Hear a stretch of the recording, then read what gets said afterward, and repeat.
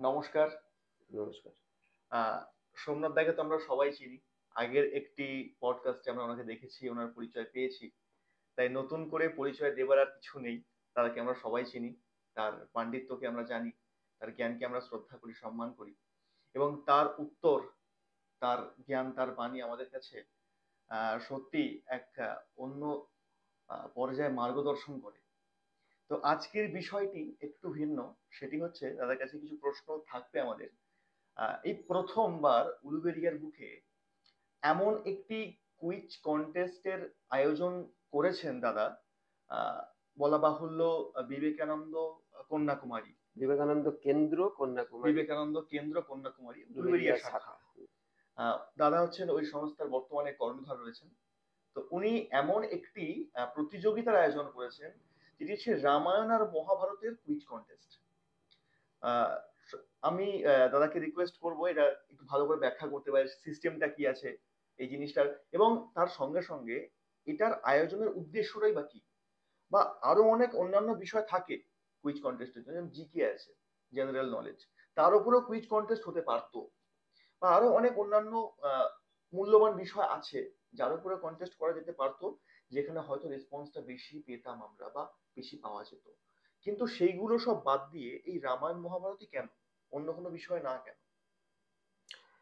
প্রথমে জানিয়ে দিই খুব আনন্দের সঙ্গে যে রামায়ণ মহাভারত বিষয়ে আমরা ইতিমধ্যেই 100-র বেশি ক্যান্ডিডেট পেয়ে গেছি। বাহ, এটা বড় সাফল্য। হ্যাঁ, তা আমাদের লক্ষ্যমাত্রা ছিল 100, আমরা 100 পার করেছি। হয়তো আরেকটু বেশি হবে, কারণ আমাদের অনুষ্ঠানটা 2রা নভেম্বর হচ্ছে। আমরা কোথাও আগ্রহী মানুষ যারা বিভিন্ন জায়গা থেকে সূত্রে খবর পেয়ে আসছেন, আমরা ফোন করলে আর না বলছি না যে আমাদের 100 হয়ে গেছে আপনাদের, না, বরঞ্চ আমরা কোশ্চেনকে সেট করছি এমনভাবে যাতে 100-র বেশি মানুষ এলেও কোশ্চেনের অভাব না হয়, এবং কোশ্চেনের সজ্জা যেভাবে পরিকল্পনা করা আছে সেখানে কোনো বাধা নয়। আমার লক্ষ্য নয় মানুষ বড়লোক হবে, আমার লক্ষ্য নয় মানুষ রোজগারি হবে, আমার লক্ষ্য মানুষ সামাজিক হবে, মানুষ সুসভ্য হবে। আজকের তারিখে আমরা মানুষকে তো বলি যে মানুষ সামাজিক জীব, মানুষ সভ্য জীব, কিন্তু বাস্তবে কি সভ্য? ট্রেনে উঠলে আমরা দেখতে পাই যে একটা সিটে যখন 4 জন, মানে আমার মতো চেহারা হলে 4 জন আরামসে বসতে পারে, তোমার মতো হলে হয়তো 3 জন বসবে। কিন্তু যখন আমি 3 জন বসে আছি, আমার মতো চেহারারই 3 জন বসে আছে, তখন অচেনা মানুষ এসে যদি ওখানটায় বসবার চেষ্টা করে, আমরা এমন ভাবে বসি যাতে সে বসার জায়গা না পায়। হয়। আবার বন্ধু বান্ধব বা পরিবারের কেউ এসে উঠলে তখন 4 জনের জায়গায় আমরা 5 জনকেও ওই একই 5 জনকেও। সিটে বসাই। ঠিক। অর্থাৎ আমার মধ্যেই দুরকম আমি অবস্থান করছে। একটা নন কোঅপারেটিভ, কোনো কোঅপারেশন করব না, আরেকটা এক্সট্রিম কোঅপারেটিভ, দারুণ কোঅপারেশন করব। কখন? মানুষের জন্য নয়, নিজের আপনজনের জন্য। অর্থাৎ আমি সামাজিক নই, আমি পারিবারিক জীব। ঠিক। আমি সভ্য নই, আমি পারিবারিক জীব। আমি আমার পরিবার, খুব বেশি হলে বাছাই করা 2-1 জন কোর বন্ধু, এই নিয়েই আমার আমার সমাজটা এইটুকুই। অথচ আমি ঘোষণা করছি মানুষ সামাজিক। তা আমার লক্ষ্য যে, আমাদের সংগঠনের লক্ষ্য যে মানুষকে সামাজিক করতে হবে, মানুষকে সভ্য করতে হবে। সভ্যতার যে আলোতে আমরা আলোকিত, মানুষকে সেই আলোটা সঠিকভাবে দিতে হবে। বর্তমানে যেমন ঠিক আমি ইলেকট্রিকের জানি না কিন্তু তার সুবিধা পাই, আমি বিজ্ঞানের জানি না তার সুবিধা পাই, ঠিক সেরকম আজকের যুগের মানুষগুলো সভ্যতার জানে না কিন্তু সভ্যতার সুবিধা ভোগ করে। ইলেকট্রিকের জানাবার জন্য বিভিন্ন প্রতিষ্ঠান আছে, বিজ্ঞানের জানাবার জন্য বিভিন্ন প্রতিষ্ঠান আছে, সভ্যতা জানাবার জন্য কোনো প্রতিষ্ঠান নেই। সুতরাং বিবেকানন্দ কেন্দ্র কন্যাকুমারী আজ থেকে অনেক বছর আগে, 43 বছর আগে থেকে এই চেষ্টা শুরু করেছে, এবং এই চেষ্টার আলোকে আজকে ভারতবর্ষের লাখো লাখো মানুষকে সভ্য বানিয়েছে। বিবেকানন্দ কেন্দ্র কন্যাকুমারীর যে স্কুলগুলো আছে, সেই স্কুলগুলো বিবেকানন্দ কেন্দ্র কন্যাকুমারীর যে শাখাগুলি আছে সেখান থেকে একটাই লক্ষ্য, মানুষকে সুসভ্য করা, সামাজিক করা। মানুষকে থামাচ্ছি একটু, মানুষকে সুসভ্য করতে গেলে রামায়ণ মহাভারতে কি প্রয়োজন? সঠিক প্রশ্ন, একদম প্রয়োজন। কারণ রামায়ণ মহাভারতেই সমাজ বিজ্ঞান মানুষকে বোঝানো আছে। আমরা রামায়ণ মহাভারতের গল্প জানি। আজকের যুব সমাজের মধ্যে রামায়ণ মহাভারত এই দুটি বিষয় নিয়ে দুইজন যে মহানায়ককে আমরা পাই, রামায়ণের ক্ষেত্রে শ্রী রামচন্দ্রকে পাই, আর মহাভারতের ক্ষেত্রে কৃষ্ণকে পাই, শ্রীকৃষ্ণকে পাই। এই দুইজন মহাপুরুষকে নিয়েই কিন্তু এদের মধ্যে প্রচুর প্রশ্ন, প্রচুর দ্বন্দ্ব রয়েছে কার? আজকের যুব সমাজের। যারা পড়েনি, জানে না, যারা, তাদের। অবশ্যই তাদের। যারা পড়াশোনা করেছে তাদের হতে পারে। কারণ আজকে আমাদের সনাতন ধর্মের মধ্যে পড়াশোনা করে জেনেছে তার পার্সেন্টেজটা খুবই কম, এবং পড়াশোনা করেনি, বিষয়টা সম্পর্কে জানেও না, শুধুমাত্র কানে শোনা বা কোনো টিভিতে দেখা, এই সংখ্যাটা অনেকটা বেশি, অনেকটা বেশি। যদি পার্সেন্টেজ হারে বলা যায়, এদের পার্সেন্টেজ 95% আর ওদেরটা 5% কেবলমাত্র। আরো কম, আরো কম হবে। আমি তো আন্দাজে বললাম মাত্র একটি। তো এদের মধ্যে যে প্রশ্নটা প্রথমেই আসে যে রামায়ণ থেকে কি শিক্ষা পাবো? ওখানে শেখার কিছু নেই। রামায়ণে রামকে মহানায়ক করা হয়েছে বা নায়ক করা হয়েছে, ওখানে করা উচিত ছিল রাবণকে। কেন? না, তারা, যদিও তাদের কাছে সম্পূর্ণ তথ্য নেই, তারা এই উদাহরণটা দেয় যে রাবণ নিজের বোনের সম্মান রক্ষার্থে এত বড় একটা যুদ্ধ করলো এবং নিজের বংশ শেষ করে ফেললো। আর যে রামকে মহানায়ক বা মহাপুরুষ করা হয়েছে, সেই রাম কি করলো না, প্রজাদের কথা শুনে বা নিজের মান সম্মান রক্ষার্থে, নিজের সিংহাসন রক্ষার্থে নিজের স্ত্রীকে গর্ভবতী অবস্থায় বনে পাঠিয়ে দিল। এটা কি রকম চরিত্র? এইরকম চরিত্রের ব্যক্তিকে আমরা পুরুষোত্তম বলি, আমরা ভগবান বলি, আমরা তাকে মহাপুরুষের আখ্যা দিয়েছি। এ কি রকম সমাজ, এ কি রকম ধর্ম? এই প্রশ্নটা আমি সম্পূর্ণ যুব সমাজ যাদের মধ্যেই প্রশ্ন আছে তাদের পক্ষ থেকে রাখলাম। আগের দিন আমরা বোধহয় অনুষ্ঠানটা শেষ যখন করেছিলাম, শেষ করবার সময় অ্যাকচুয়ালি ধর্ম কি, প্রকৃত ধর্ম কি, সেটা নিয়ে 2-5 মিনিট বলেছিলাম। ঠিক। সেইটা যদি যে মানুষরা বুঝবে তারা এই প্রশ্ন কখনো করবে না। সেই প্রশ্নটা, সেই উত্তরটা বুঝতে হবে। যারা বুঝবে না তারা এই প্রশ্ন করবে। যারা এই প্রশ্ন করবে তাদেরকে আমার একটাই কথা বলার, যে দর্শন যদি করতেই হয়, প্রশ্ন যদি করতেই হয়, তাহলে পড়ে জেনে আগা গোড়া বুঝে প্রশ্ন করাটা সাজে। আর যদি কারোর কাছ থেকে কেউ আমাকে এই প্রশ্নটা করেছে, আমি তাই আরেকজনকে ওই প্রশ্নটা করে দিলাম, এইভাবে যদি প্রশ্ন হয়, তাহলে সেই প্রশ্নের উত্তর দিলেও সে সেটা নিতে পারবে না। কেননা একটা খুব সহজ বিষয়, যে কল খুলে রেখে যদি কলের তলায় চুবড়ি রেখে দিই, তাহলে সেই চুবড়ি বা ঝুড়িটা কি ভর্তি হবে? ঠিক, ভর্তি হবে না। কলের থেকে জল ভরতে গেলে আমাকে হাঁড়ি, কলসি, বালতি কিছু একটা রাখতে হবে যার তলায় ফুটো নেই। তা নেই, আমি কল চালিয়ে দিলাম যে বালতি ভরবো বলে, জল ভরবো, সে কলসি চুপিতে চলে না। তাই আমি এখন বলবো যে এই বিষয়টা ফেলনা নয়, মূল্যহীন নয়। তাই কেউ চাইছে আমায় জল ভরে দাও, আমি কল খুলে দেবো আর চুবড়ি পেতে দেবে আর জিনিসটাই আমার নষ্ট হবে, সেটা করা কি উচিত হবে? তাই এই বিষয়ের উত্তর যদি ওভাবে দিতেই হয়, আমি তাদেরকে বলবো, আগে বাবা হাঁড়ি, কলসি, বালতি হয়ে ওঠো, তারপরে প্রশ্ন করো, ভরে দেওয়া হবে, কোনো ঘাটতি থাকবে। এবার হাঁড়ি, কলসি, বালতি হয়ে উঠতে গেলে তাকে পড়তে হবে, তাকে যুক্ত হতে হবে, তাকে জানতে হবে। সেই জন্যই কুইজ কন্টেস্ট। আচ্ছা, মাত্র মাত্র 50 পৃষ্ঠা ভারত সেবাশ্রম সংঘের রামায়ণ, শিশুদের রামায়ণ, আর ভারত সেবাশ্রম সংঘের শিশুদের মহাভারত, দুটো মিলিয়ে মাত্র 50 থেকে 60 পৃষ্ঠা। এইটুকু পড়ুক, ঠিক, এইটুকুর বাইরে কোনো প্রশ্ন করব না। এইটুকু পড়ুক, কুইজ কন্টেস্টে আসুক। প্রাথমিক, আমাদের শিক্ষাতে যদি প্রাথমিক, মাধ্যমিক, উচ্চ মাধ্যমিক, স্নাতক স্তর থাকতে পারে, তাহলে আধ্যাত্ম শিক্ষাতে থাকবে না? অবশ্যই। হিন্দু ধর্মের মজাটা হচ্ছে এই, যে এক কথায় বোঝানো যায় আবার 10 কথায় বোঝানো যায়। ওঙ্কার একটা আওয়াজ, ব্যাস সনাতন ধর্ম কমপ্লিট।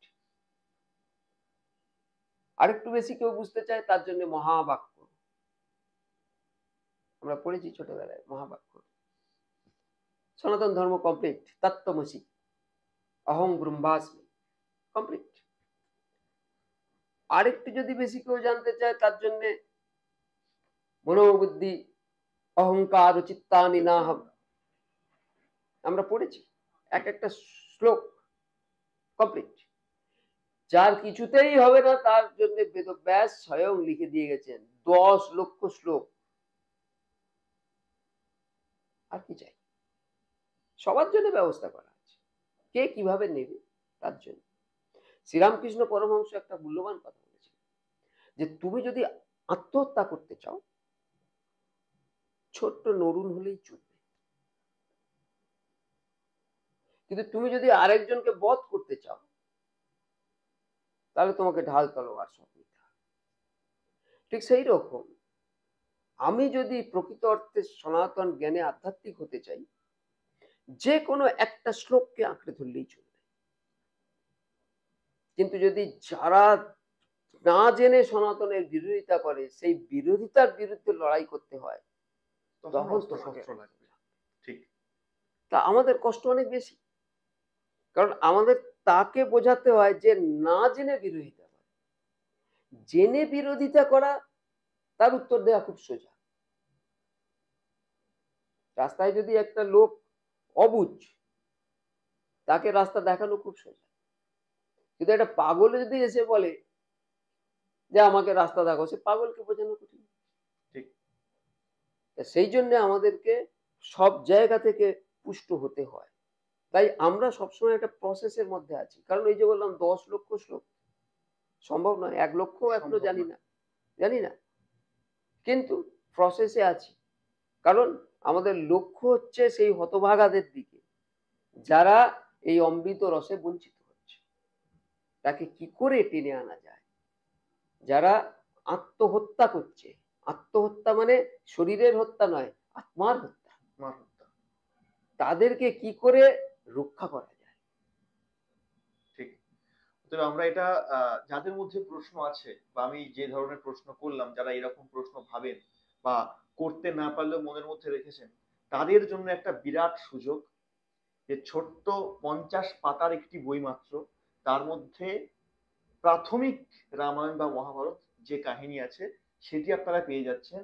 অতএব এটাও কিন্তু একটা সুযোগ জ্ঞানের গভীরে বা ধর্মকে জানতে সেই রাস্তায় প্রবেশ করার, একটু একটু করে নিজেকে সমৃদ্ধ করার।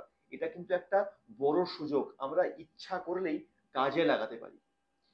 এর সিস্টেমটা কিভাবে করা হয়েছে, বা এটা অংশগ্রহণ করতে গেলে কি করতে হবে? কোনো বয়স সীমা নেই। আচ্ছা। কারণ প্রথমেই যেটা আলোচনা হচ্ছিল যে আজকের যুগে কেউ বই পড়ে রামায়ণ মহাভারত শেখেনি, ঠিক। টিভি দেখে শিখেছে, তাই বয়স সীমা রাখা হয়নি।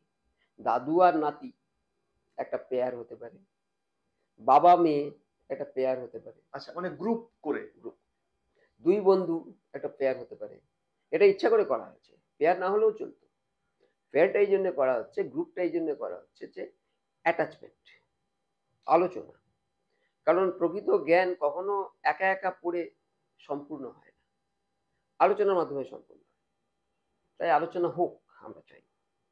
আমাদের এমন আছেন যে দাদু নাতনি আছে, বাবা মেয়ে আছে, মা মেয়ে আছে, মা ছেলে আছে, আবার দুই বন্ধুই আছে, সমবয়সী দুজন আছে, শাশুড়ি বৌমা আছে। বাহ, তো এটা একটা দারুণ কম্বিনেশন। মানে যে কেউ এভাবে অংশগ্রহণ করতে পারে, কোনো বয়স সীমা নেই, কোনো শিক্ষাগত যোগ্যতাও লাগছে না, এবং সবার জন্য মিনিমাম একটা পুরস্কার আছে। বাহ, একটা পুরস্কারও পেয়ে যাবেন। ধর্মপথে প্রবেশ করছেন, প্রথমেই পুরস্কার কে দেয়? এটা সবার জন্য সার্টিফিকেট আছে, সার্টিফিকেটও আছে। আচ্ছা, এর জন্য কোনো ফিস বা কিছু ধার্য করা হয়েছে? হ্যাঁ, এন্ট্রি ফি মাথা পিছু 50 টাকা, পার পেয়ার 100 টাকা। মাথা পিছু 50 টাকা, আর যদি আমরা গ্রুপ করে আসি তো মানে 100 টাকা গ্রুপ তো করতেই হবে, করতেই গ্রুপে হবে। 100 টাকা। এবং ওই 100 টাকার থেকে 1 টাকাও আমরা নেওয়ার চেষ্টাও করছি না। আমরা যা দেব ওই 100 টাকার কিছু বেশিই দেব। হ্যাঁ, সেটাই কিন্তু স্বাভাবিক, হ্যাঁ, কারণ সার্টিফিকেট একটা জিনিস থাকছে। কি আমি আমার ওই অর্ধশতকের জীবনের অভিজ্ঞতা থেকে জানি যে ফ্রি কোনো কিছু কদর পায় না। ঠিক। কিছু না কিছু আমরা ফ্রি করে দিতে পারতাম অনুষ্ঠানটা, কিন্তু ফ্রি কোনো কিছু কদর পায় না।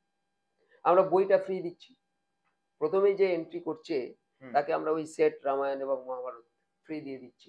ওটা করতেই তো বোধহয় 100 টাকা খরচা হয়ে যাবে। না, কম। যাই হোক, ফ্রি দিচ্ছি। তারপরে যে কুইজ প্রোগ্রামটা হবে 100 জনের কুইজ প্রোগ্রাম থেকে সেরাকে বাছার জন্য কিছু সময় তো লাগবেই। তা সেই জন্যে আমরা ওই পিরিয়ডে সবাইকে টিফিন জলের আয়োজন রাখছি। বাহ। তারপরে তো প্রত্যেককে সার্টিফিকেট, প্রত্যেককে একটা সান্ত্বনা পুরস্কার তো থাকছে। সব মিলিয়ে 100 বেশি। যদি আমাদের এই ভিডিওটি দেখে কেউ এতে অংশগ্রহণ করতে ইচ্ছুক হয়, তো তারা এবছর যোগাযোগটা করবে কিভাবে? এবছর হয়তো সম্ভব হবে না, আচ্ছা। ধরে নিচ্ছি আমি, কারণ আচ্ছা। 2রা নভেম্বর রবিবার আমাদের অনুষ্ঠান। আচ্ছা। আজকে তো হয়ে গেল 27শে অক্টোবর ঠিক। কমপ্লিট। তবে আমরা এটুকু বলতে পারি, এবছর তো আমাদের ক্যান্ডিডেটও কমপ্লিট হয়ে গেছে, কোটা পূর্ণ হয়ে গেছে। এটা যেহেতু সাকসেস পেলো, আমরা আগের বছর আগামী বছর এই প্রোগ্রাম আরো বড় করে করব, এবং তখন রামায়ণ মহাভারতের একটু বড় ভলিউম থাকবে, এক। দুই হচ্ছে, আমরা একটা প্রোগ্রামের কথা নিয়ে ভাবনা শুরু করে দিয়েছি অলরেডি, সেটা হচ্ছে শ্রীমদ্ ভগবত গীতার উপর কুইজ। বাহ। গীতার উপরে কুইজ, হুম। এটা বিরাট চ্যাপ্টার, 18টা অধ্যায়, 700 শ্লোক। না, আমরা ভেঙে দেবো। আচ্ছা। প্রথমে 1 আর 2, 1 এবং 2 অধ্যায়। আচ্ছা। 1 আর 2 অধ্যায়ের উপর। তাও তো সেটাই বিরাট, কারণ প্রথম অধ্যায়ে শ্লোক সংখ্যা 30-এর 40-এর কাছাকাছি শ্লোক সংখ্যা। প্রথম অধ্যায়, হ্যাঁ, প্রথম অধ্যায় আরো বেশি শ্লোক, আরো বেশি শ্লোক আছে। দ্বিতীয় 40 অধ্যায়তেই 42 শ্লোক আছে, আর 75 দ্বিতীয় অধ্যায়ে 76টা মতন শ্লোক দ্বিতীয় 72টা শ্লোক, অধ্যায়ে রয়েছে। 72টা শ্লোক আছে। ঠিক। তো এই এতগুলো শ্লোকের উপরে প্রতিযোগিতা। হুম। মানুষ আসুক, পড়াশোনা তো করবে। আমরা যদি প্রতিযোগিতা না করি তাহলে তার সেলিব্রিটি হওয়ার সুযোগ থাকবে না। তাকে আমি মঞ্চে ডাকবো, পুরস্কার দেবো, আমি তো বললাম মানুষ সেলিব্রিটি হতে চায়। তা আমরাও চাই যে মানুষ সেলিব্রিটি হওয়ার মধ্যে দিয়ে প্রকৃত জ্ঞান অর্জন করুক। 16 ঘন্টা নাচ প্র্যাকটিস করে তার কি হবে? একবার বাবা পাবে, একবার পুরস্কার পেল, হয়তো জীবনে হিরোইনও হয়ে যেতে পারে, জানি না। তাহলেও তার জীবন কি উদ্ধার হবে? বেঁচে আছি কেন কে জানে। হ্যাঁ, মানুষ এখন এই তত্ত্বটা বোঝে না। মানুষ বুঝে যে হ্যাঁ, আহ, নাচ করে গান করে সে জীবনের সফলতা তো পাবে সব আর্থিক ভাবে। থেকে ট্র্যাজেডি হচ্ছে, একটা 70 বছরের লোকও বুঝতে পারে না যে ভবিষ্যতের দিকে তাকিয়ে আছে, ওই ভবিষ্যৎটা ওই দূরে নয়, সুনামির ঢেউয়ের মতো এক্ষুনি আমার উপর আছড়ে আসবে। এই তো কদিন আগে পয়লা বৈশাখ আমরা পালন করলাম, আজকে অর্ধেক হয়ে গেল। পয়লা জানুয়ারি পালন করেছি, এখন তো আবার পরের পয়লা জানুয়ারি পালনের দিকে আমরা পৌঁছে গেছি। তাহলে ভবিষ্যৎ কি গতিতে আসছে আমরা দেখতে পাচ্ছি না? সুনামির ঢেউয়ের মতো ভবিষ্যৎ আমার উপর আছড়ে আসছে। আমি ভবিষ্যতের জন্য কি প্রিপারেশন নিচ্ছি? টাকা থাকবে না, কাজেও লাগবে না। সন্তান সন্ততি বংশ কিচ্ছু কাজে লাগবে না। কাজে লাগবে হচ্ছে জ্ঞান, আধ্যাত্ম জ্ঞান, আর তার থেকেও মূল্যবান হচ্ছে ভক্তি। কিন্তু এখনকার দিনে এই যে প্রশ্নগুলো করলে, এই প্রশ্নগুলো করার অর্থ কি? চট করে ভক্তি আসছে না। আসছে না, তাহলে একদমই ভক্তি আসছে না। কিভাবে আসবে? জ্ঞান থেকে আসবে। যদি সোজা পথে ভক্তি না আসে তাহলে জ্ঞান থেকে আসবে। আগেকার দিনে যেমন ভক্তি সোজা পথেই আসতো, সোজা পথেই ভক্তি চলে হ্যাঁ, আসতো। তখনকার দিনে বিষয়টার উপরে চর্চা হতো, হুম। একদম সৎসঙ্গ ছোট্ট বয়স ব্যাপারটা ছিল। থেকে চর্চা হতো। এখন সেটা বন্ধ হয়ে গেছে। এই যে আমি আপনাকে প্রথম প্রশ্নটা করলাম যে এই রামের ব্যাপারটা, রাম সীতাকে কেন বনে পাঠালো, তো এই প্রশ্নগুলো তারাই করে আমি দেখেছি। আমারও বন্ধু সার্কেলে কিছু লোক আছে এরকম, তাদের ব্যাকগ্রাউন্ড হচ্ছে তারা পড়েছে বাচ্চা বয়স থেকে কনভেন্ট স্কুলে, ইংলিশ মিডিয়ামে। এবার ওদের ওখানকার যে সিস্টেম, ওটা হচ্ছে প্রথমে যে প্রার্থনা হতো আমাদের স্কুলে, সেই প্রার্থনাটা ওদের স্কুলের মধ্যে একটা চার্চ বানানো আছে, সেখানে নিয়ে গিয়ে প্রার্থনা হয়। এবং সেখানে ওদের নিয়ম অনুযায়ী ফাদার থাকে, সে সেখানকার আরাধনা ইত্যাদি করে, এবং তাদেরকে ওখানে উপদেশ দেওয়া হয়, সেটা আবার খ্রিস্ট ধর্ম অবলম্বনে। যার কারণে এই একদম ছোট্ট বয়স থেকে সে সনাতনী হলেও তার মধ্যে যে বীজটা বপন করা হচ্ছে সেটা খ্রিস্ট ধর্মের বীজ। এবং সনাতনের যে মূল জিনিসটি, বা যার জন্য সে বা যেখান থেকে সে এসেছে, তার বিষয়ে সে এতটুকু জ্ঞান পাচ্ছে না। এটার জন্যই কিন্তু এদের মনে আজকে এই প্রশ্নগুলো আসছে। নচেত যদি এরা বাচ্চা বয়স থেকে, ছোট্ট বয়স থেকে সঠিক জ্ঞানটা পেত, সঠিক ধর্মের জ্ঞানটা এরা পেত কোনোভাবে, তাহলে এই প্রশ্নগুলো হয়তো আজকে করতো না। নিশ্চয়ই, ঠিকই। আজকে সেদিকে চলে গেছে বলেই এটা আজকে করছে। আর এর জন্য আমার মনে হয় ওদের কোনো দোষ নেই। না না না, ওদেরকে তো শিখিয়ে দেওয়া প্রশ্ন ওরা করে, একদমই তাই। ওদের নিজস্ব প্রশ্ন তো ওটা নয়, ওটা শিখিয়ে দেওয়া প্রশ্ন। আমি যদি ওদেরকে শিখিয়ে দিই যে হচ্ছে ফাদারকে জিজ্ঞেস করবার যে যিশু খ্রিস্টের কিশোর বয়সের কোনো ছবি নেই কেন, মা মেরির কোলে শিশু যিশুর ছবি আছে, আর তারপরেই দাড়ি বিশিষ্ট বয়স্ক যিশু, মধ্যবয়সী বালক যিশু, কিশোর যিশু ছবি নেই কেন? ফাদার উত্তর দিতে পারবে? ওই বয়সে যিশু খ্রিস্ট ওদের দেশে ছিলই না। বা এটা একটা ভালো টপিক, এটাকে নিয়ে বসলে আরো হয়তো দুই একটা পারবে সমন্বয় না হয়ে ফাদার যাবে। উত্তর দিতে। আমরা ইউরোপিয়ান ফুটবল দেখি, ইউরোপিয়ান ক্রিকেট দেখি, ইউরোপিয়ান পলিটিক্স দেখি, এমন কোন লোক আছে যার টাইটেল খ্রাইস্ট বা খ্রিস্ট? সেরকম নেই। তাহলে যিশুর টাইটেল কেন খ্রিস্ট হলো? মা মেরি আর জোসেফের টাইটেল কি? খ্রিস্ট তো ছিল না, তাহলে যিশু কি করে খ্রিস্ট হলো? ফাদার উত্তর দিতে পারবে? ফাদার উত্তর দিতে পারবে যে যিশুকে ক্রুশবিদ্ধ করা হয়েছিল, তাকে ধরে তাকে দিয়ে বহন করিয়ে ক্রুশে বিদ্ধ করা হয়েছিল, সেই ক্রুশকে খ্রিস্ট ধর্মের সিম্বল কেন করা হয়েছে? আর কিছু থাকতে ওটাকে কেন?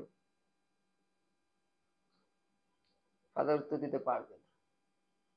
ওরা প্রশ্ন শিখিয়ে দেয় আমাদেরকে বিব্রত করবার জন্য। আমরা বিব্রত হই না, কেউ প্রশ্ন করলে আমি তো খুব খুশি হই, কিন্তু আমরা যদি প্রশ্ন করি ওরা বিব্রত হবে, শত্রু বলে চিহ্নিত হবে।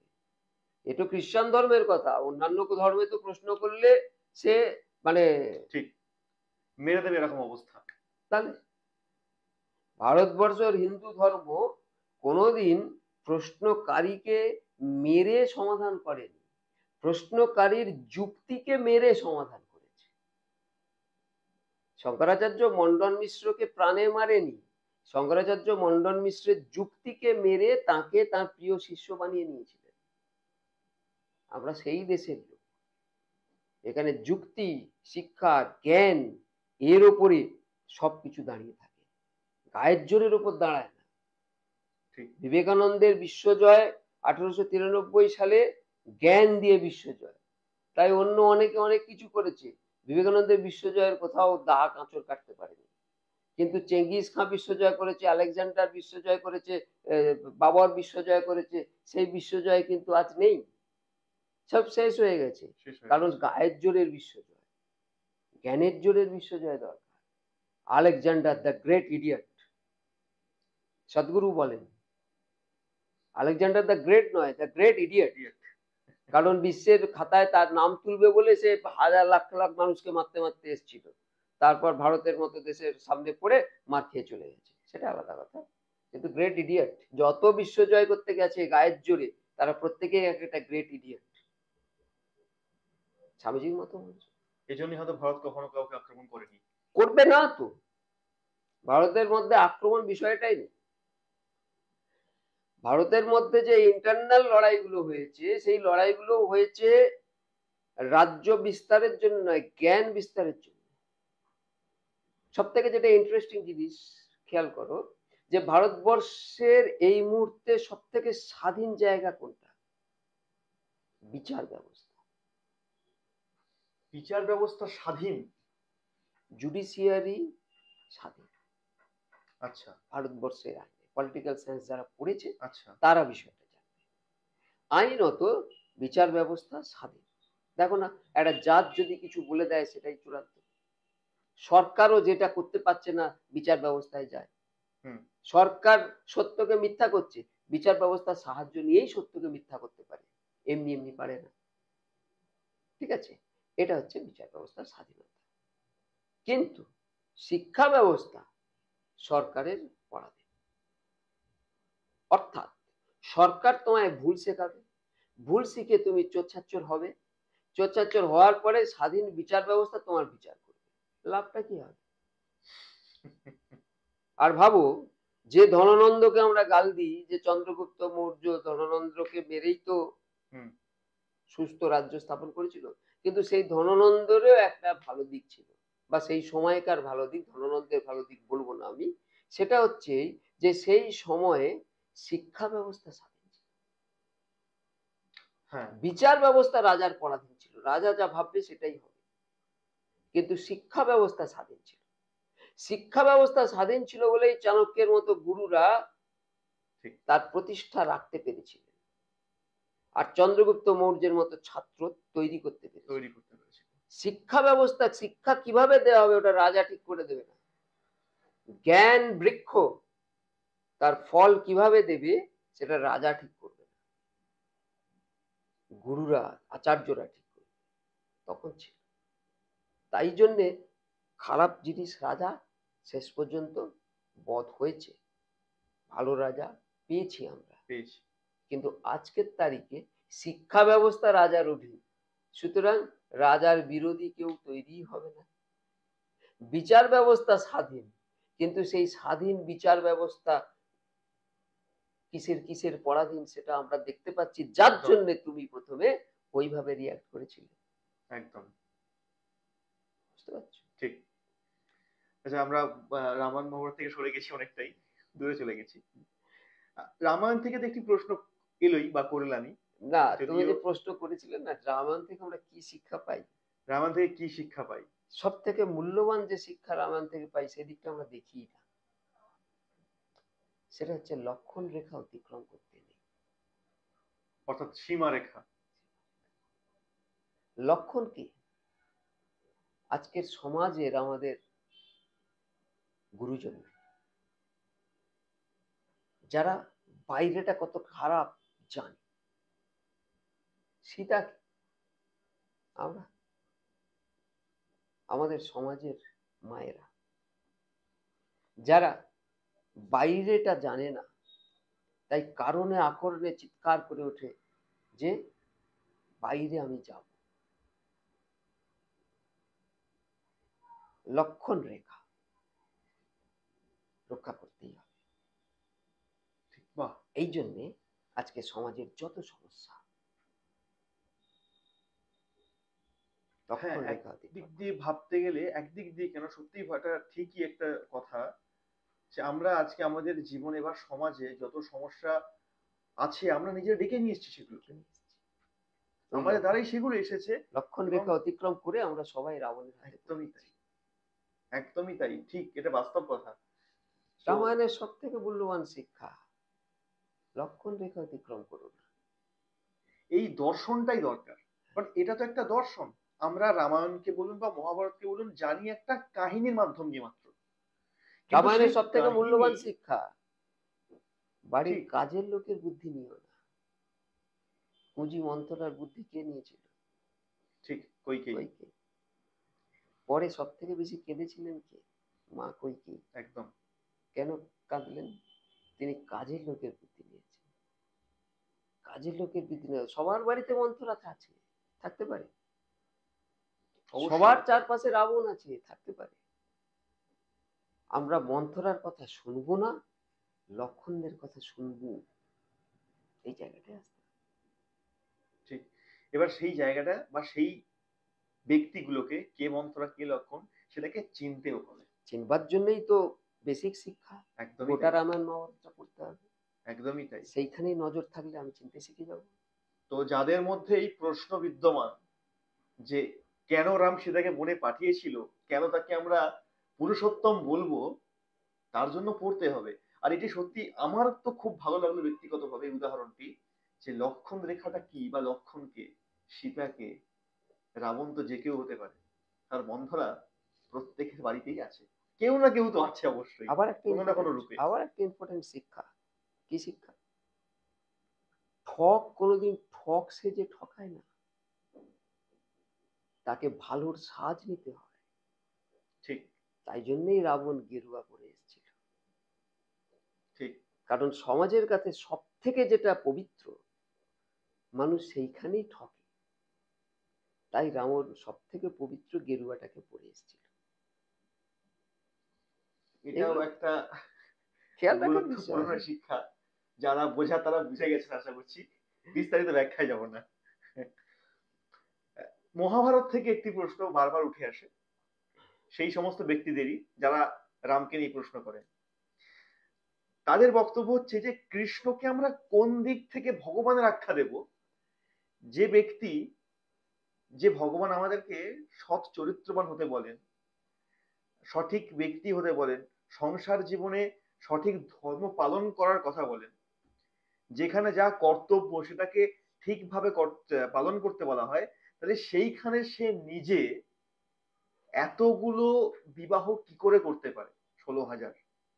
যারা এই প্রশ্ন করে তারা এই প্রশ্নটা করে না কেন যে সেইখানে সে নিজে 6 দিন বয়সে পুতনা স্তন কামড়ে কি করে পুতনাকে মেরে দিতে পারে?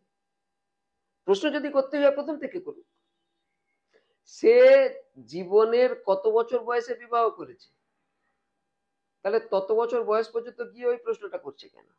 প্রশ্ন গোড়ার থেকে করুন যে সে কি করে 6 দিন বয়সে পুতনা স্তন কামড়ে পুতনাকে মেরে দিল। যখন মারা গেছিলেন পুতনা তখন তার যে শরীরটা পড়েছিল সেই শরীরটার দৈর্ঘ্য ছিল 12 মাইল। তখন তো দাঁতও হয় না। দাঁত তো গজায়নি। তো এই প্রশ্ন থেকে শুরু হোক, আমি সব প্রশ্নের উত্তর দেবো। এখান থেকে প্রশ্ন শুরু করতে হবে। যেদিন তিনি জন্মেছিলেন সেদিন মথুরার কারাগার কি করে খুলে গেছিল? হ্যাঁ, এটা তো কি একটা করে কোনো অলৌকিক প্রহরী ব্যাপারের মধ্যে রয়েছে, বা কি করে কোনো প্রহরীর ঘুম ভাঙেনি? প্রশ্ন এখান থেকে আসছে না কেন? ওখানে গিয়ে প্রশ্ন হচ্ছে না। এখন ওটা ট্রেন্ডে, বিষয়টা এটা। ট্রেন্ডে কি আছে আমার আবার কাছে প্রশ্ন আর করবে। একটা প্রশ্ন উঠে আসে, যেটা হচ্ছে কৃষ্ণ রাসলীলা করেছিল, হুম তো রাসলীলাতে বস্ত্র চুরি হোক বা একাধিক গোপিনীদের সঙ্গে নৃত্য করাই হোক, তাদের সঙ্গে হুম লীলা করাই হুম হোক, হুম এত কিছু করেছে। হুম বা ওরা এই জিনিসটাকে দেখিয়ে যে কৃষ্ণকে প্রেমিক কৃষ্ণ হিসেবে চিহ্নিত করে, হুম যেহেতু কৃষ্ণ করেছে তাই নিজের সুবিধার্থে তার নামটা ব্যবহার করে আমিও করতে পারি। হুম করুক না। এই একটা জিনিস খুব দারুণ রকম চলছে করুক আজকের সমাজে। করুক। তো বিষয়টা হচ্ছে কোথাও না কোথাও আমাদের কর্ম দ্বারা তার নামটা ব্যবহার করে তাকে কালিমালিপ্ত করার একটা প্রচেষ্টা। তিনি তো কৃষ্ণ নাম নিয়েই এসছেন, কে তাকে কালিমা লিপ্ত করবে বাবা? সে তো আধ্যাত্মিক একটা বিষয়। আধ্যাত্মিক কেন? তার নামই তো কৃষ্ণ। তিনি তো গায়ের রং কালো করেই এসছেন, কে তাকে কালিমা লিপ্ত করবে? এসব কালিমায় তিনি লিপ্ত হবেন না, কিন্তু যে লিপ্ত করছে সে হাতে মুখে কালি মেখে বসে থাকবে। অবশ্যই। এবার আর একটা কথা বলুন, এটাও এটা অবশ্য জ্ঞানী গুণীরা করে, যে সে যদি ভগবানই হবে, সর্বশক্তিমানই হবে। হ্যাঁ, তার অনেক লীলা আছে, অনেক আহ ব্যক্তিগত জীবনে বহু কর্ম এমন করে গেছেন যেটা কোনো সাধারণ মানুষের পক্ষে করা হয়তো সম্ভব হতো না, হুম তার পক্ষে সম্ভব হয়েছে, সে সেটা করেছে। কারণ তার মধ্যে আহ জ্ঞান তো প্রচুর ছিল, হুম সীমা পরিসীমা নেই সেই জ্ঞানের, হুম এবং শক্তিও ছিল অগাধ, হুম যার জন্য সে এমন কিছু কাজ করে গেছে যেগুলো অন্য কেউ করতে পারতো না, তিনি করে গেছেন। হুম কিন্তু এত ক্ষমতা, এত যশ, নাম, সম্পত্তি সমস্ত কিছু থাকা সত্ত্বেও হুম এত বৃহৎ একটা নগরী দ্বারকা হুম সে সমুদ্রের তলায় চলে গেল, এবং তারই বংশের ছেলেরা একে অপরকে হত্যা করলো, করে হুম। সম্পূর্ণ বংশ শেষ হয়ে গেল। এ কি রকম লীলা বা এ কি রকম খেলা? এটা কি সেই পাপের ফল নয়? কোন পাপের? যে কর্মগুলো কৃষ্ণ করে গেছে সেগুলোকে কিছুজন খানিকটা পাপ চোখে দেখে, হুম বা আজকের সমাজ বলতে পারি আমরা, হুম যেরকম 16,000 বিবাহ করা, হুম অর্থাৎ এতগুলো 16,108। মহিলাকে, আচ্ছা 100 বেড়ে গেল আরো, এতগুলো মহিলাকে প্রতারণা করা, এক কথায়। বিবাহ করা, প্রতারণা করা? হ্যাঁ, কেন প্রতারণা করা? কারণ ওদের বক্তব্য হচ্ছে যে কার বক্তব্য? 16,000, আজকের সমাজের, আজকে সমাজে যে এমনি আমাদের হিন্দুরা ছাড়া অন্যান্য ধর্মীয় বিষয়ে একাধিক বিবাহ করার পারমিশন সে আছে, তো আছে, তা সেইগুলো কি সব একাধিক তো অবশ্যই আছে, সেগুলো কি তাহলে প্রতারণা হচ্ছে? ওই নিয়ে প্রশ্ন ওঠে না। প্রশ্ন ওঠে, আমরা তুলবো না কেন? আমরা তো তুলতেই পারি। তাহলে আমরা তুলবো না কেন? আমার ভগবানকে নিয়ে যখন প্রশ্ন উঠছে, আমার চোখের সামনে যে ঘটনাগুলো ঘটছে সেটা নিয়ে প্রশ্নটা তো তুলতে হবে। ঠিক। আচ্ছা, তাহলে আমি আগে একটার প্রশ্নটা বেশি শেষ দ্বিতীয় করে দিই, বিয়ে করা মানেই প্রতারণা। আমি আগে প্রশ্ন শেষ করে নিই, যেটা হচ্ছে যে এতগুলো বিবাহ করলো 16,000, তো যদি সে একজন পত্নীকে একদিনও সময় দেয়, হুম তাহলে তার 16,108 দিন, হুম অর্থাৎ শেষ পত্নীর কাছে যেতে হুম সময় লাগবে। হুম তাহলে 365 দিন 1 বছর, হুম তাহলে কত বছর এসে শেষ পত্নীর কাছে গিয়ে পৌঁছাবে? হুম অতএব এইভাবে সে কাকে কতটুকু সময় দিচ্ছে হুম এবং সবার প্রতি কি সে সমানভাবে দায়িত্ব পালন করতে পারছে, এই একটা বিষয়। আর বাবা, এখানে কোথাও না কোথাও সে তার দায়িত্বের অবহেলা করছে, মানে তার দায়িত্ব নিয়েও তারা চিন্তিত। দায়িত্ব নিয়েও চিন্তিত। হুম আচ্ছা, যদি একটু আগে বা কুরুক্ষেত্রের দিকে ফিরে আসি, হুম তো এখানে দেখা যাবে যে বহু রথী মহারথী কৌরবদের পক্ষে ছিল, হুম তাদের প্রত্যেককে মারা হয়েছে ছলপূর্বক। প্রত্যেককে ছলপূর্বক মারা হয়েছে। বেশিরভাগকে, কি যেমন প্রত্যেকে নেওয়া যায়, যেমন যেরকম ভীষ্মর ক্ষেত্রে একটি ছলের আশ্রয় নেওয়া হয়েছে। হুম আচ্ছা, কর্ণের ক্ষেত্রেও নাকি ছল করিয়ে তাকে মারা হুম হয়েছে। হুম আচ্ছা, যেমন দুর্যোধন, হুম সেও ছলেরই শিকার হুম সেদিকে দেখতে গেলে। তো এই যে তিনজন, এবং দ্রোণাচার্য, হুম যে কৌরব এবং পাণ্ডবের গুরু, তাকেও সেই ছলপূর্বক মারা হয়েছে। হুম তো এই যে 4-5 জনই তো প্রধান মহারথী হিসেবে তাদের হুম নাম আমরা পাই হুম কৌরবদের পক্ষ হুম থেকে। তো এই 4-5 জনকে কিন্তু ছলপূর্বক মারা হচ্ছে, তাও কৃষ্ণের বুদ্ধিতে, তার যুক্তিতে। হুম। যারা এই প্রশ্নগুলো করে তারা কি জানে যে 8 বছরের ভীমকে ছলপূর্বক দুর্যোধন বিষ খাইয়েছিল? হ্যাঁ, তারা কি এটা জানে? তাকে তো এটাও জানতে হবে যুদ্ধের পরিবেশটা তৈরি হলো কেন? 8 বছরের বালককে বিষ খাওয়ালো হলো কেন? ছলপূর্বক। বারণবতে জতুগৃহ তৈরি করা হয়েছিল সবাইকে জ্যান্ত জ্বালিয়ে মারবার জ্বালিয়ে জন্য। মারার জন্য। ছলপূর্বক। পাশা খেলা ঠিক হয়েছিল, পাশা খেলা খেলবে দুর্যোধন আর যুধিষ্ঠির। সেখানে শকুনিকে করা হলো। তাহলে অতএব আপনি কি এবং এটা বলতে চাইছেন যে ছলের উত্তর ছলেই দিতে না, হবে? তা বলছি না, তা বলছি না। কিন্তু হ্যাঁ, যখন ছল সমস্ত ছলনার সীমা অতিক্রম করে যাবে, তখন আবার স্বাভাবিক পরিবেশ আনতে গেলে প্রয়োজনে ছল করতেই হবে। অতএব করতেই হবে। ছলটাও ধর্ম। ছলটা অবশ্যই ধর্ম। ছলটা অবশ্যই ধর্ম। শঙ্করাচার্য যখন মায়ের কাছে সন্ন্যাসী হওয়ার আবেদন করেছিলেন, মা বলেছিলেন না, এই 8 বছরের বাচ্চাকে আমি কি করে সন্ন্যাসী করবো, হতে দেবো? স্বাভাবিক, কোনো মা কি তার 8 বছরের বাচ্চাকে সন্ন্যাসী হতে দিতে পারে? ঠিক। হয়নি। শঙ্করাচার্য সন্ন্যাসী হতে পারছেন না। তখন শঙ্করাচার্য নদীতে চান করতে নেমেছেন। শঙ্করাচার্যকে কুমির এসে ধরল। সে কুমির থেকে শঙ্করাচার্যকে ছাড়ানো যাচ্ছে না। তার মা কান্নাকাটি করছে, গ্রামের লোকজন ছুটে আসছে, ছাড়াতে পারছে না। শঙ্করাচার্য এবার মরবে। সেই সময় শঙ্করাচার্য বললেন যে মা, আমি তো মরেই যাচ্ছি, তুমি এক কাজ করো, আমাকে সন্ন্যাসী হওয়ার অনুমতি দিয়ে দাও। মরার আগে অন্তত আমি নিজে সন্ন্যাস ভাব নিয়ে মরতে পারবো। কাঁদতে কাঁদতে অসহায় সেই মা সন্ন্যাসী হওয়ার অনুমতি দিলেন। শঙ্করাচার্য সেই অনুমতি পেলেন, কুমির ছেড়ে পালিয়ে গেল। শঙ্করাচার্য সাঁতরে উঠে এলেন এবং ওই নদীতে তার আগেও কোনোদিন কুমির দেখা যায়নি, পরবর্তীকালেও কুমির দেখা যায়নি। অতএব ছল পূর্বক সন্ন্যাসী তিনি নিলেন, তার ইচ্ছা পূর্ণ করলেন। অতএব যদি আমরা এটাকে একটু ভালো করে ব্যাখ্যা করি বা দেখি, এখান থেকে এই শিক্ষাই পাওয়া যায় যে বৃহৎ স্বার্থে ছলটাও ধর্ম। একদম। কি আর বলছে? ঠিক। অহিংসা পরম ধর্ম, ধর্মে হিংসা তথৈব চ। অহিংসা, হিংসা করো না, সেটা পরম ধর্ম। কিন্তু কথাটা সম্পূর্ণ নয়, পরের লাইনে গিয়ে সম্পূর্ণ হচ্ছে, ধর্মে হিংসা তথৈব চ। অর্থাৎ যখন ধর্ম রক্ষার বিষয়, তখন হিংসা করতে হবে। করো, সেটাও পরম ধর্ম। যেহেতু কৌরবদের পক্ষ থেকে যে ছলগুলো পূর্বে করা হয়েছিল সেটা কেবলমাত্র নিজ স্বার্থের জন্য, হুম এহেতু সেটাই অধর্ম। হুম আর এদের ছলগুলো বৃহৎ স্বার্থ হেতু, হুম এই কারণে এটি ধর্ম। হুম। কারণ ভীষ্ম, তিনি ইচ্ছা মৃত্যুর বর প্রাপ্ত, তাকে ঠিক। কি করে জব্দ করা যাবে? সম্ভবই নয়, অর্জুনের পক্ষেও তো সম্ভব নয়। হ্যাঁ, স্বয়ং শ্রীকৃষ্ণ পারতেন, কিন্তু শ্রীকৃষ্ণ অস্ত্র ধরবেন না। তাই জন্যে শ্রীকৃষ্ণ বিশ্বকে একটা ইশারা করলেন। কি ইশারা? বিশ্ব দুর্যোধনের পক্ষে যুদ্ধ করছিল কেন? তার বচন রক্ষার্থে। কিসের বচন? সে কি বচন দিয়েছিল? হস্তিনাপুরের সিংহাসন রক্ষা করবে, এটাই বচন। কিন্তু এখানে তো হস্তিনাপুরের সিংহাসন ডিস্টার্ব ছিল না। এখানে দুটো পরিবারের লড়াই, দুটোই তো হস্তিনাপুরের। যুধিষ্ঠিরও যদি রাজা হয়, হস্তিনাপুরের সিংহাসনেই তো বসছে সে। আর ভীষ্মের পরামর্শেই ধৃতরাষ্ট্র যুধিষ্ঠিরকে যুবরাজ ঘোষণা করেছিল, না করেনি? মহাভারত যারা পড়েছে ডিটেলসে তারা জানে। ঠিক। ভীষ্মের পরামর্শেই যুধিষ্ঠির যুবরাজ হয়েছিল।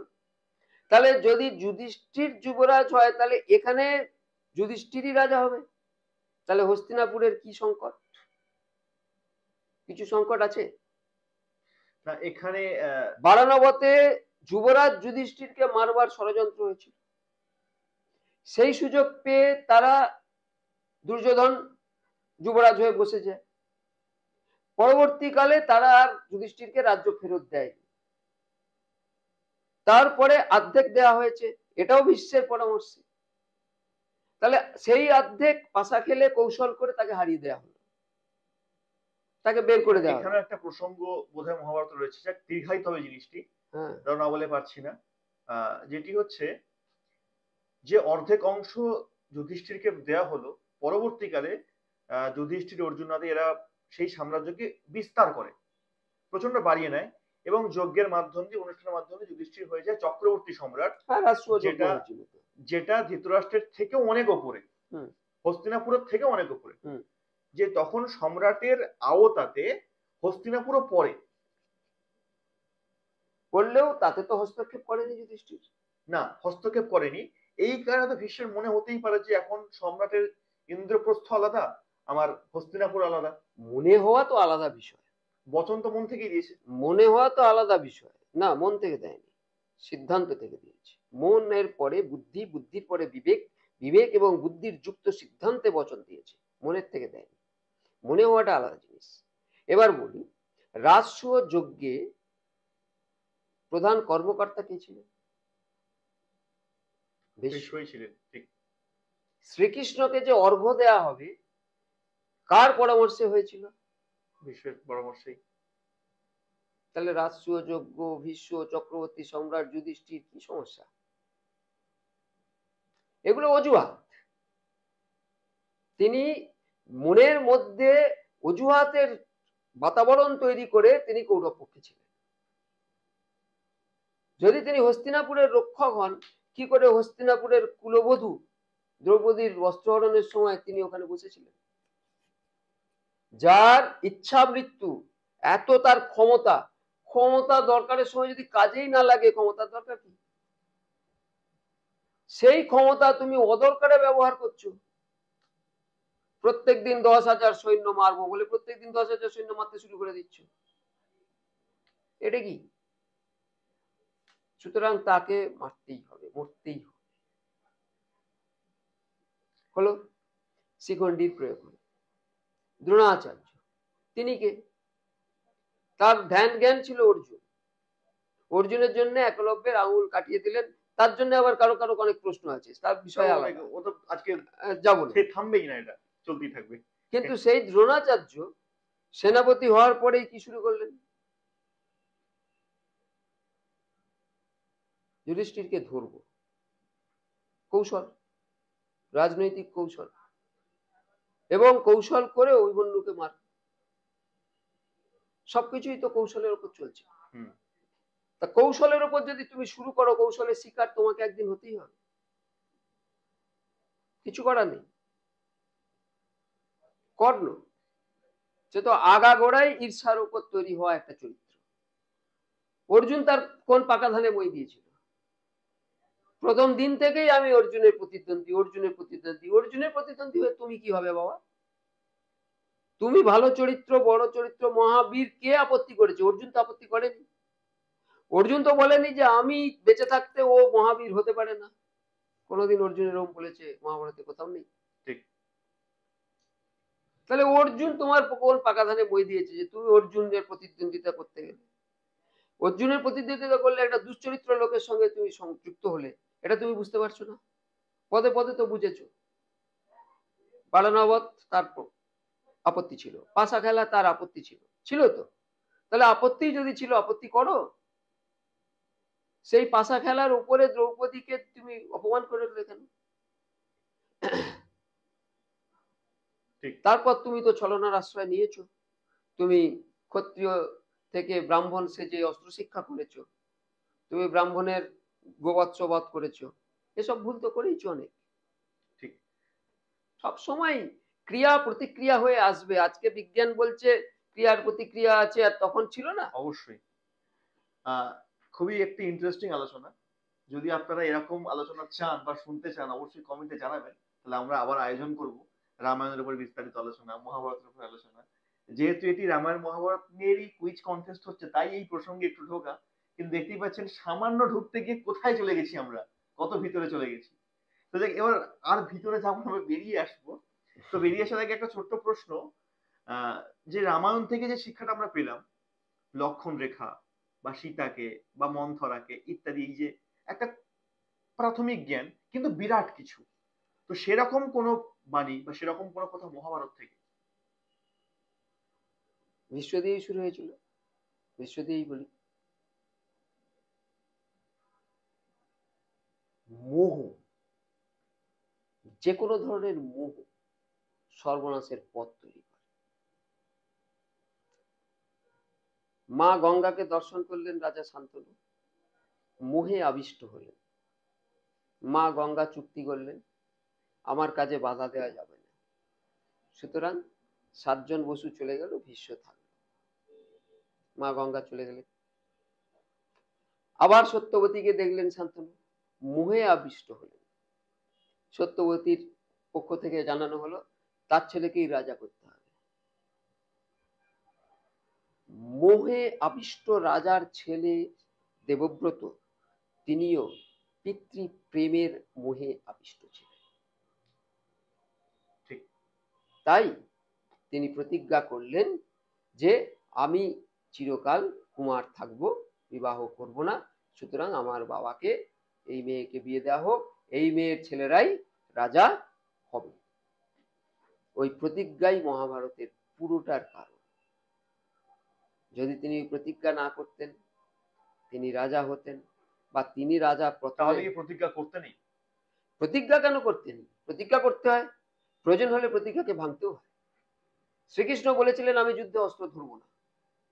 ভীষ্ম যখন অতিরিক্ত বাড়াবাড়ি করছিলেন, তখন শ্রীকৃষ্ণ অস্ত্র হাতে নিয়েছিলেন, নিয়ে ভীষ্মকে ইশারা করেছিলেন যে প্রতিজ্ঞা যখন বোঝা হয়ে দাঁড়ায়, তখন প্রতিজ্ঞাকে ভাঙা যেতে পারে। কারণ সবার উপরে ধর্ম, ব্যক্তিগত প্রতিজ্ঞাও ধর্মের উপরে হতে পারে না। এইটাই প্রত্যেককে বুঝতে হবে। সবার উপরে ধর্ম, ধর্মের উপরে ভগবান, বাদ বাকি সব নিচে। তাই এটা করা যাবে কি যাবে না, ওটা করা যাবে কি যাবে না, প্রশ্নটা তখনই আসবে যখন সেখানে ধর্ম আর ভগবান নেই। যখন ধর্ম আর ভগবান উপস্থিত হয়ে গেছে, তখন সবার উপরে ধর্ম আর ভগবান ধর্মেরও উপরে। সর্বধর্মান পরিত্যাজ্য মামেকং শরণং ব্রজ, অহং ত্বাং সর্ব পাপেভ্যো মোক্ষয়িষ্যামি মা শুচঃ। একদম বাস্তব কথা। তো রামায়ণ মহাভারত সম্পর্কে আমরা জানলাম, খুবই প্রাথমিক জানলাম। যদি আলোচনা চান এরকম বিস্তারিত, তো অবশ্যই কমেন্টে জানাবেন, আমরা আয়োজন করতেই পারি। লাস্ট শেষের দিকে চলে এসেছি আমরা, একটাই প্রশ্ন থেকে যায়, এই মুহূর্তে মনে আসলো আমার, এই জন্যই করা, একটু পূজা পাঠ বিষয়ে। যেহেতু রামায়ণ মহাভারত, তো এই দিকটা একটু আসছি। পূজা পাঠের ক্ষেত্রে আমরা দেখতে পাই যে আমাদের এই যা হিন্দু ধর্মে যে দুর্গা পূজা, কালী পূজা বা বিভিন্ন যে পূজা দিয়ে হয়, এখানে বাদ্যযন্ত্র, ঢাক ঢোল কাশি ইত্যাদি, বা ব্যান্ড বা মাইক টাইক, এগুলো তো আছে, এগুলো চলছে। এবং যারা বিধর্মী আছেন, খ্রিস্টান হোক বা ইসলাম হোক, যাই হোক না কেন, এরা কিন্তু প্রাধান্য দেয় একদম মৌনতাকে, শান্ত থাকাকে। যদি কখনো আমরা চার্চে যাই গেলে দেখতে পাবো সেখানে একদম সবাই কোনো কথাই বলছে না, শান্ত ধীর স্থির হয়ে চুপচাপ বসে পড়ছে। সেখানে কোনো প্রবচন হচ্ছে না, বা প্রবচন মাঝে মধ্যে হলেও, কিন্তু সেখানে ওই যে ক্রাউড ব্যাপারটা সেটা নেই। সেটা আমাদের ধর্মের মধ্যেই বেশি দেখা যায়। কিন্তু এই জিনিসটাকে, এই জায়গাটাকে দেখা যায় আমরা মিল পাই রামকৃষ্ণ মিশনের সাথে। ওখানে গেলে দেখতে পাবো, বেলুড় মঠে বিশেষ করে, ওখানে গেলে দেখতে পাবো যে পূজার যে বড় হলটি আছে সেখানে সবাই মৌনতা পালন করছে, সেখানে বেশি কেউ কথা বলছে না, এবং লক্ষ্যটা হচ্ছে নীরবতা। নীরবতা। তো এই আমাদের পূজা পাঠের ক্ষেত্রে সে নীরবতাকে দেখা হয় না, কিন্তু আমাদেরই একটি আহ, সঙ্গে যুক্ত বা হিন্দু ধর্মের একটি অংশ বলতে পারি আমরা, রামকৃষ্ণ মিশন, সেখানে দেখছি নীরবতাকে প্রাধান্য দেওয়া হচ্ছে। তো এই নীরবতাকে পালন করা বা না করার পিছনে কোনো যুক্তি বা কোনো কারণ আছে? হিন্দু ধর্মের সঙ্গে নীরবতার কোনো সম্পর্ক নেই। হিন্দু ধর্মের সঙ্গে ভক্তির সম্পর্ক, জ্ঞানের সম্পর্ক। আমরা কিছুদিন আগে হিরণ্যকশিপুকে নিয়ে একটি বিরাট সিনেমা হয়েছে, জানি না দেখেছো কিনা। সেখানে হিরণ্যকশিপু তপস্যা করছেন, নীরব পাহাড়ে তপস্যা করছেন। কি পর চাইছেন? আমি যেন শক্তিশালী, সব থেকে বেশি হই, আমায় যেন কেউ না মারতে পারে, দিনে না মারতে পারে, রাতে না মারতে পারে, প্রাণী মারতে পারবে না, মানুষ মারতে পারবে না, এটা দিয়ে অনেক কিছু চাইছে। তাহলে নীরবতার মধ্যে দিয়ে তার মনের কি হলো? ধর্মীয় প্রতিষ্ঠানকে নীরব রেখে মনের মধ্যে যদি কুটচক্রের সরবতা থাকে, তাহলে সে নীরবতার মূল্য কি? এটাও তো হতে পারে যে সে অসুর জন্য জন্মগ্রহণ করেছে, তার আমরা তো প্রবৃত্তি অসুর। এটা। কে বলেছে অসুর জনিত জন্মতে? প্রহ্লাদ তো অসুর জনিত জন্মেছিল। ব্যতিক্রম। ব্যতিক্রম নয়, আমরা সবাই ব্যতিক্রম। মানুষ, আমরা যারা ভাগবত পড়েছি জানি যে 84 লক্ষ জীবন চক্রে আমাদেরকে প্রবাহিত হতে হয়। 84 লক্ষের মধ্যে ব্যাখ্যা করা আছে জলজা নবলক্ষানি। তা এই 84 লক্ষের মধ্যে শেষ 4 লক্ষ হচ্ছে মানুষ। অর্থাৎ মানুষ একটা প্রকৃতি নয়, 4 লক্ষ প্রজাতি। দেখবে ঈগল আকাশে উড়ে বেড়ায়, সব ঈগলই আকাশে উড়ে, সব ইঁদুরেরই দাঁত ধারালো, সব বাঘই মাংসাশী, হিংস্র। মানুষ তো সব সমান নয়, দেখতে মানুষের মতো, কিন্তু সব সমান নয়, কারণ আমরা সবাই 4 লক্ষ প্রজাতিতে বিভক্ত। আর অসুরকে, যে ঈশ্বরে বিশ্বাস করে না, যার সুরে বিশ্বাস নেই, সেই অসুর। সুতরাং মানুষই অসুর। একটু আগে আলোচনা শুরুতে বলেছিলাম না যে আমার পরিবারের কেউ এলে আমি 3 জায়গায় 5 জনে বসছি, আবার সেই একই আমি, আমার স্বপ্নে অচেনা মানুষ এসছে, আমি 3 জনে এমন ভাবে বসছি 4র্থ জন বসতে না পায়। তাহলে অসুর কোথায়? মানুষের কোথায়? নীরবতা, সরবতা। হিন্দু ধর্মের পূজা আচরণে সমস্ত শ্রেণীর মানুষকে যুক্ত করা হয়েছে। বেদ, কসাই, সেই শ্রেণীর মধ্যে যখন ওই গুণ প্রকাশ পেল যে ওরা মাংস কাটে, মাংস কেটে চামড়া থেকে এত সুন্দর একটা বাদ্যযন্ত্র তৈরি করেছে যাতে সপ্ত সুর ওরা আনতে পেরেছে, তখনই পণ্ডিতরা, তৎকালীন মহাপুরুষরা চিন্তা করলেন যে ওদের অধিকার আছে পূজায় অংশ পাওয়ার, কারণ ওদের মধ্যে গুণ আছে। কসাইয়ের কাজ করতে পারে, কিন্তু ওদের মধ্যে সংস্কৃতি আছে। ওরা ওই চামড়া থেকে বাদ্যযন্ত্র তৈরি করে তাতে সপ্ত সুরে প্রকাশ করাচ্ছে। এসো তুমি আমার পূজার অঙ্গ। উদারতা। ওরাও সম্মানিত হলো, পূজাতে ওদের ভূমিকা হলো, এবং ওদের যে কৌশল, ওদের যে দক্ষতা, সেটা বাকিদের কাছে প্রকাশিত হলো। আজকে ঢাক বাজানোটা কি খারাপ? ঢাক কি আমাদের শুনতে ভালো লাগে না? ঢোল কি আমাদের ভালো লাগে না? ফেসে গেল কালীরামের ঢোল অনুসন্ধান তো ঢোলকে বিখ্যাত করে দিয়েছিল। তাহলে নীরবতা, সরবতা। আরে আমি নীরব হয়ে বসে বসে ধ্যান করবো আর মনের মধ্যে কুটচক্র চলবে, তার থেকে সরবের মধ্যে এমন কানের মধ্যে আওয়াজ আসবে, সে ঈশ্বর চিন্তা ছাড়া কোনো কিছুই থাকবে না, সেটা বেশি ভালো না? গভীরতায় ঢুকতে হবে, ওপর ওপর গেলে তো হবে না। ঠিক।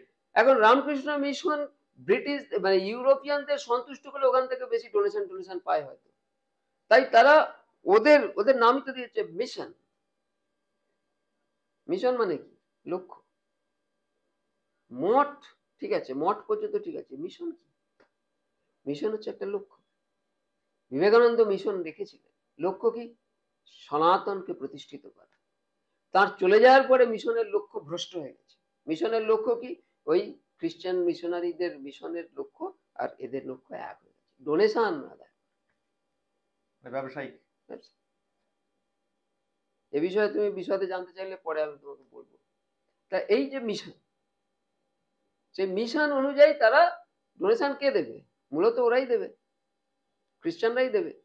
সুতরাং তারা যখন আসবে আমার প্রতিষ্ঠানে, তাদের পরিবেশটা যদি আমি এখানে একই রাখতে পারি, তারা সন্তুষ্ট হবে। তাই জন্য নীরবতা রাখা হয়েছে। এ বিষয়ে আসবো আলোচনাতে আমরা। আপনারাও হয়তো প্রথমবার শুনবেন বা নতুন কিছু শুনবেন এই কথাটির মাধ্যম দিয়ে। আমার ক্ষেত্রেও তাই একই জিনিসটা হলো, আমি নতুনই শুনলাম যে ডোনেশনের জন্য। তো এটা নিয়েও বিস্তারিত আলোচনা আসবো। ভিডিওটি একটু লম্বা হতে পারে, বড় হতে পারে। যদি আমরা একটু ধৈর্য নিয়ে বসে দেখি, অনেক কিছু শেখার আছে, অনেক কিছু জানার আছে।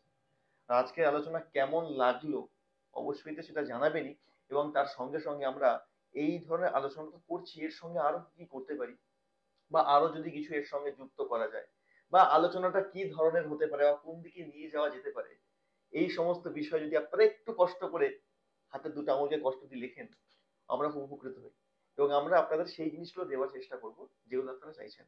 কোনো বিষয়ে আপত্তি থাকলে সরাসরি প্রশ্ন করবেন। অবশ্যই আপত্তি, কারণ আমি থাকে প্রশ্ন খুব অবশ্যই পছন্দ করি।